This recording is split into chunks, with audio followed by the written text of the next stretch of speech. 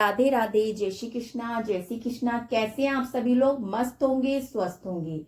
चलिए आज हम आपको सुनाते हैं साढ़ मास की कृष्ण पक्ष की योगिनी एकादशी जो 2026 10 जुलाई को आने वाली है।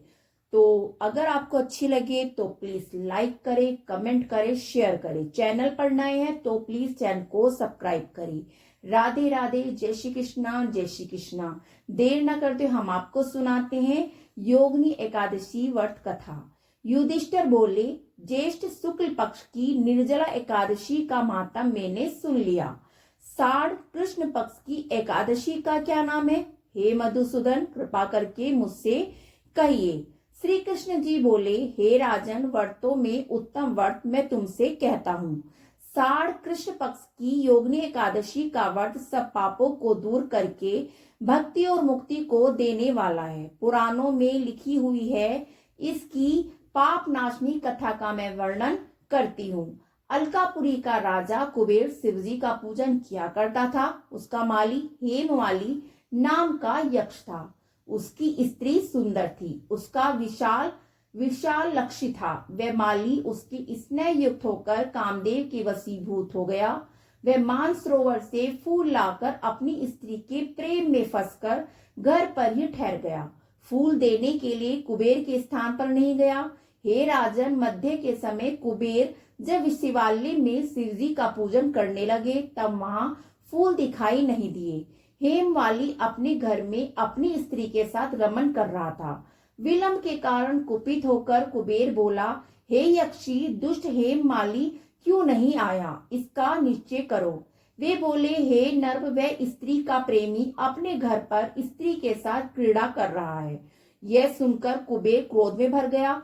शीघ्रता से हेमवाली को बुलाया। देर हो जाने के कारण वह माली भी भय से व्याकुल होकर वहां आया। कुबेर को नमस्कार करके सामने खड़ा हो गया। उसको देखकर कुबेर के क्रोध से होठ फड़फड़ाने लगे और कुपित होकर कुबेर ने कहा, अरे पापी, दुष्ट, दुराचारी, तूने देवता का अपराध किया है, इसलिए तेरे शरीर में श्वेत कुष्ठ हो जाए यानी कोढ़ हो जाए और स्त्री से सदा वियोग रहे। इस स्थान से गिरकर नीच गति को प्राप्त हो जा। कुबेर के इस प्रकार के कहने पर वह स्थान से गिर गया और श्वेत कोढ़ से पीड़ित होकर बहुत दुखी हुआ। ऐसे भयंकर वन में गया जहां अन्न और जल नहीं मिलता था, परंतु शिवजी की पूजा के प्रभाव से उसकी स्मरण शक्ति नष्ट नहीं हुई। पाप युक्त होने के कारण पाप युक्त होने पर भी पहले कर्म का स्मरण बना रहा, यानी जो पहले कर्म किया उसको याद रहा।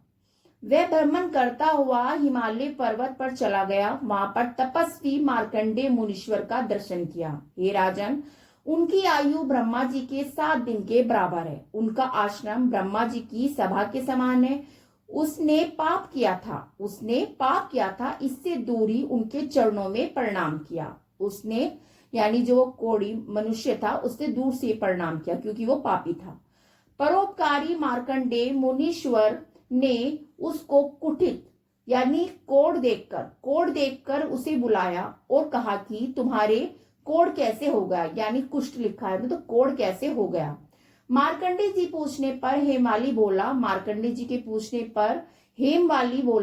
मैं कुबेर का सेवक हूँ। हेमवाली मेरा नाम है। हे मुने, नित्य मानसरोवर फूल लाकर शिवजी के पूजन के समय कुबेर को देता था। एक दिन मुझको देर हो गई क्योंकि कामदेव के वशीभूत होकर मैं स्त्री के साथ विषय भोग में लग गया। हे मुने, तब कुबेर ने कुपित होकर मुझे श्राप दे दिया। मेरे शरीर में कोढ़ हो गया और स्त्री से वियोग हो गया। इसलिए हे मुनि से मुझ पापी को उपदेश दीजिए। मार्कंडेय जी बोले, तूने सत्य कहा है और झूठ नहीं बोला, इसलिए शुभ फल देने वाले व्रत का उपदेश करूंगा। तू साढ़ कृष्ण पक्ष की योगिनी नाम की एकादशी का व्रत कर। इस व्रत के प्रभाव से नीचे कोढ़ दूर हो जाएगा। मुनि के इस वाक्य को सुनकर उसने पृथ्वी पर लेटकर प्रणाम किया और उसने यह उत्तम व्रत किया। इसके प्रभाव से वह देव रूप हो गया। स्त्री से उसका मिलाप हो गया और अच्छा सुख मिला।